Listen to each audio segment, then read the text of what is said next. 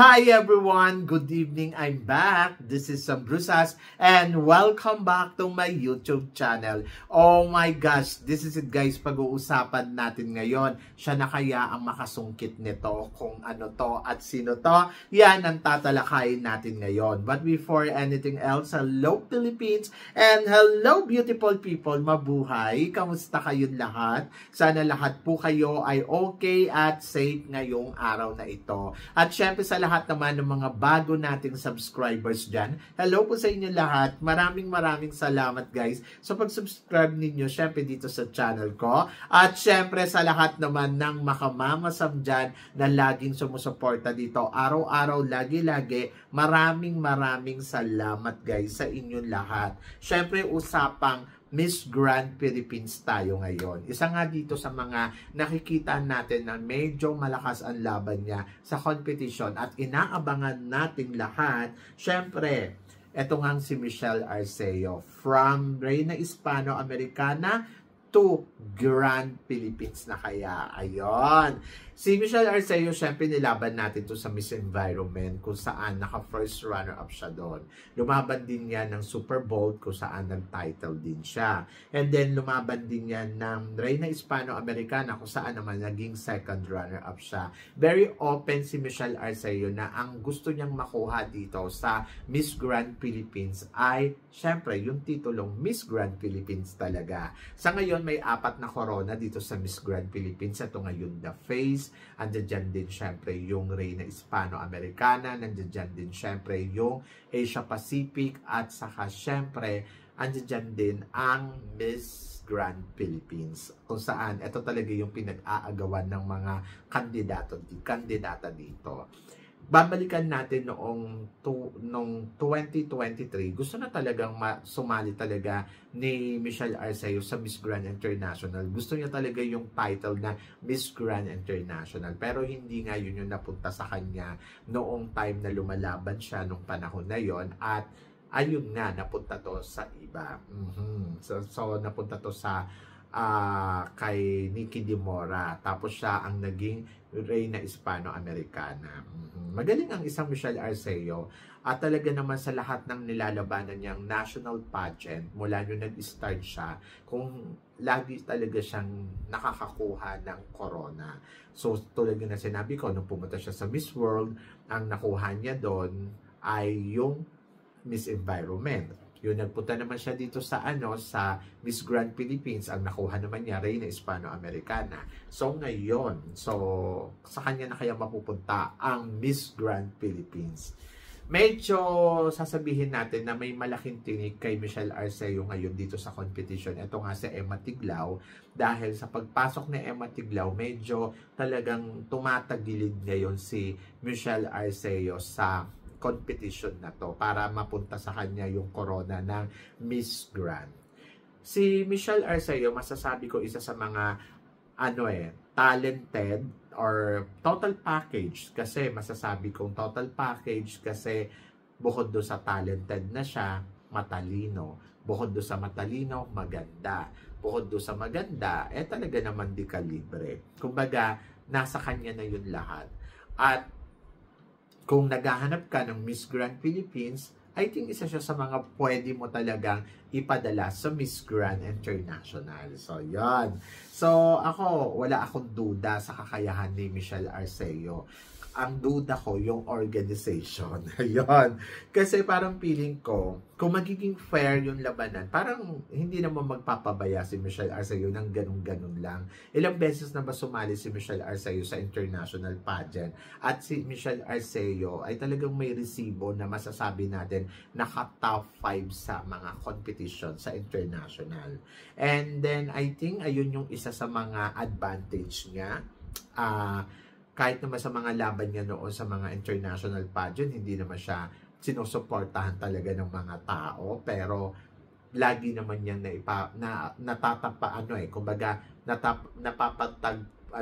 tagumpayan ang competition na nilalabanan niya. Hindi ko alam kung bakit hindi siya sinusuportahan ng mga ilang tao, dahil siguro marami talagang supporters na may gusto kay Anita Rose, kay Emma Tiglao. Sabi nga ganon, kung wala daw dyan si Emma Tiglao, si Anita Rose ang mananalong Miss Grand Philippines dahil nga sa ipinapakita nilang galawan. But ako, para sa akin ha, kung sino man ang dapat manalo dyan, I think it's Michelle Arceo dahil may resibo.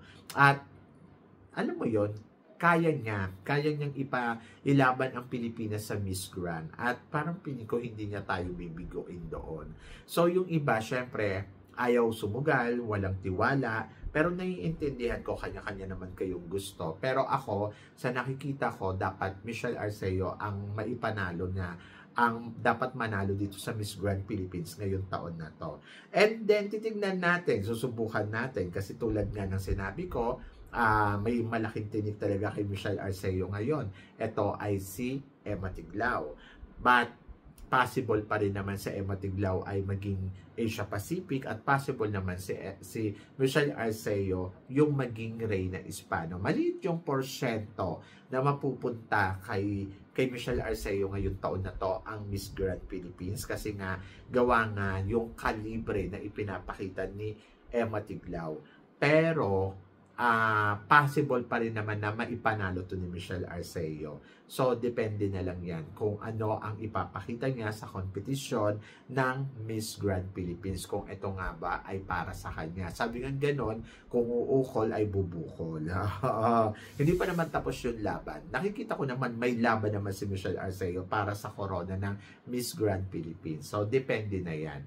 So, saan ba dapat mag-ingat si Michelle Arceo? Siyempre doon sa mga galawan na ipapakita niya.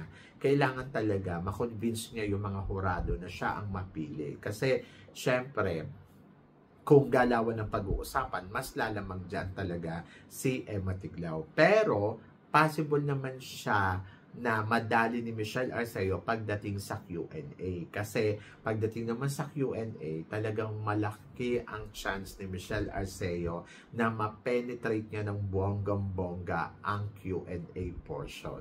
Kasi talagang matalino naman ang Michelle Arceo. So, yon doon mag-iingat si Emma Tiglao kasi pwede siyang matalisod doon ni Michelle Arceo. Pero sabi ko nga, this is a competition. Swerte-swerte din to. So, malay natin, pumalo ang swerte ng bonggang-bongga kay Michelle Arceo.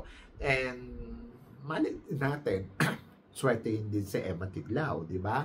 So, sa ngayon, mas malaki yung porsyento na kaya ni Emma Tiglao maipanalo ang corona ng Miss Grand Philippines dahil sa suporta na nakukuha niya mula sa ating mga kababayan.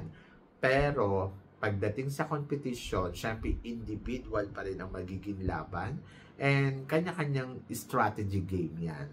So, depende na yan kay Michelle Arceo kung ano ang strategy game na ipapakita niya dito sa competition ng Miss Grand Philippines and then pwedeng silang dalawa ang mag-last two standing sa competition. Ako yan yung nakikita ko, pwedeng mag-last two standing si Michelle Arceo at saka si Emma Tiglao. Ang sinasabi nung lahat ay naku mamasamba kasi Anita Rose to at saka si Emma Tiglao. Ako naman, ang feeling ko naman, it's Emma Tiglao at saka si Michelle Arceo ang possible na mag-last to standing. Pero syempre hindi pa din talaga natin to pasigurado kasi abangan muna natin yung magiging laban nila sa swimsuit competition at kung ano-ano pang competition na ipapakita ng organization ng Miss Grand Philippines. And I'm so excited for them. Oo. Excited din naman ako kay Emma Tiglao at excited din ako kay Michelle Arceo. So, depende na yan kung ano ang mga pasabog na gagawin nila. So, dapat alam nila na this is a competition. Dapat ibigay nila yung best talaga nila. And doon na magkakaalaman talaga kung sino talaga ang kadapat-dapat na makoronahan ng Miss Grand Philippines ngayong taon na to. Ako, for me talaga, I go for Michelle Arceo. And kung hindi man, syempre, of course, Emma Tiglao. So, yon. So, alin lang sa kanilang dalawa. At doon naman sa Asia Pacific, sabi ko nga, kung sakaling ito ang makuha ni Michelle Arceo dito sa competition, mas malaki pa rin yung chance talaga na maging reyna ng Asia Pacific itong si Michelle Arceo dahil bukod doon sa maganda na si Michelle, eloquent pa ang Michelle Arceo. Pero doon sa Grand, sabi ko nga, hindi ko alam kung ano ang magiging status natin doon. Kasi parang feeling ko, manabo tayo for the back-to-back. Ano doon siguro kaya natin na mag-back to first runner-up or back to the top 5 or back to the top 10, mga tipong ganon. Maliwanag tayo dyan. Kung halimbawa sa Emma Tiglaw yung ilalaban natin. Pero yung back-to-back, I don't think so. Maraming mga candidates ngayon ang Miss Grand International na pwedeng mag-penetrate ng bonggang-bongga. At tandaan natin, hindi lang naman sila tumitingin sa performance. Performance is nakakatulong para makarating ka sa dulo ng competition. But at the end of the story, maghahanap pa rin talaga sila ng kung sino ang mukhang reyna at talagang reynang galawan. Kasi sa history ng Miss Grand International, maraming kabugera pero hindi naman nanalo. So, isa na dyan sa mga ipinadala natin dito sa Miss Grand International na kumakabog talaga ang beauty, kumakabog ang ganda, pero hindi pa rin sila nag-title. So, kailangan talaga you are total package. At bukod doon sa total package ka, kailangan talaga yung beauty mo talaga pumapalo. Maraming nananalo ng power of the year, na country of the year dito sa Miss Grand, pero hindi pa rin naman sila nagta-title sa dami ng suporta na ibinibigay ng mga tao. And at the end of the story, ang nananalo pa rin talaga yung nakikita nila na parang reyna ang galawan. So, dapat maghanap tayo at magpadala tayo ng reyna talaga. Hindi yung performance lang. Dapat nandoon na masasabi mo na pumapalo talaga siya ng todo-todo as a queen. Kasi yung nakaraan taon na lang si Rachel, di ba? Si Rachel Gupta. Hindi ko naman masasabi na ay magaling yung pasarela ni Rachel, nahihinaan nga ako sa kanya pagdating sa performance. Pero pagdating naman sa orahan, talagang panalo talaga si Rachel. So yun, isa na yun sa mga pwede natin maging basehan.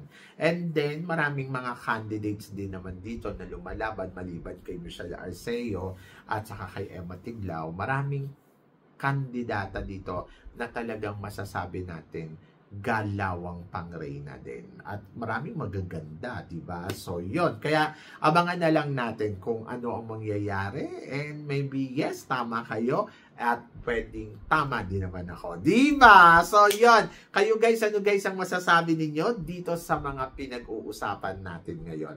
Basta ang alam ko lang, si Michelle Arceo, hindi yan basta-basta magpapatalo ng ganun-ganun lang. Parang feeling ko, may natutunan na siya doon sa laban niya nung una. At parang feeling ko lalaban niya ng bonggang-bongga. So, yun. So, comment below para at least malaman ko naman kung ano naman ang chika mo. So, syempre, maraming salamat sa inyong lahat sa suporta at pagmamahal na binibigay ninyo syempre dito sa channel ko. At sa mga hindi pa po nakaka-subscribe, please don't forget to click like and subscribe my channel at i-click nyo na rin po ang notification bell to more updated syempre sa aking mga chika. Sabi ng ganon, always keep smiling and laban lang. So guys, hanggang dito na lang. Hanggang sa muli nating chikahan. See you tomorrow. Thank you guys.